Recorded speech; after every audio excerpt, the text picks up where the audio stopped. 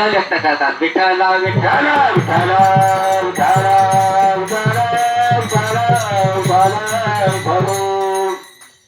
सर्वप्रथम या ठिकाणी उपस्थित असणारे आपल्या गावातले सर्व मंडळी, त्याचप्रमाणे आजच्या वारीतील सर्व वारकरी, आज आपण सर्व पंढरीला चाललेलो आहोत. आज या ठिकाणी सर्वांनी मिळून मला आजच्या कीर्तन रूपी सेवेसाठी जी संधी दिली त्याबद्दल मी सर्वांना धन्यवाद देतो. त्याचप्रमाणे या ठिकाणी उपस्थित असणारे सर्व वारकऱ्यांचं, सर्वांचं, आपल्या गावातल्या सर्व ग्रामस्थांचं आभार मानतो आणि आजच्या कीर्तन रूपी सेवेला सुरुवात करतो.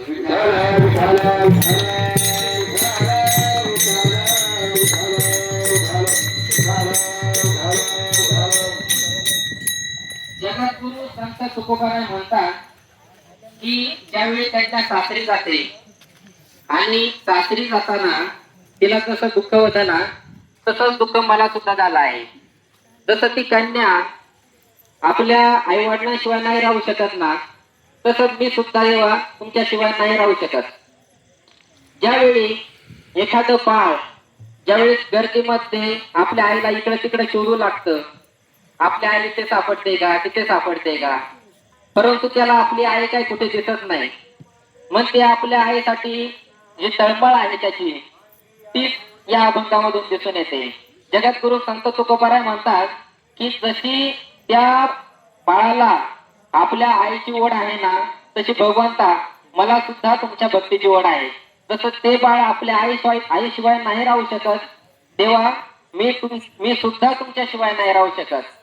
शेवटी जगद्गुरु संत तुकोबाराय म्हणतात, ज्यावेळी एखाद्या माशाला ज्यावेळी पाण्याच्या बाहेर काढतो आपण आणि तो जसा तडफडतो, तो जसं त्या पाण्याशिवाय राहू शकत नाही, तेव्हा मी सुद्धा तुमच्याशिवाय राहू शकत नाही. परंतु जगद्गुरु संत तुकोबारायांनी ज्यावेळेस पहिलं उदाहरण दिलं कन्याचं, त्यावेळी त्यांना ते भक्त आणि भगवंताच्या तुलनेत पूर्णपणे योग्य नाही वाटलं. आता ते काय वाटलं नाही, कारण ज्यावेळेस कन्या सासरी जाते आणि आपल्या आई वडिलांना विसरते. कधी विसरते? ज्यावेळेस 4-5 वर्ष होऊन जातात, ती आपल्या संसारामध्ये रममाण होते आणि ती आपल्या आई वडिलांना विसरून जाते.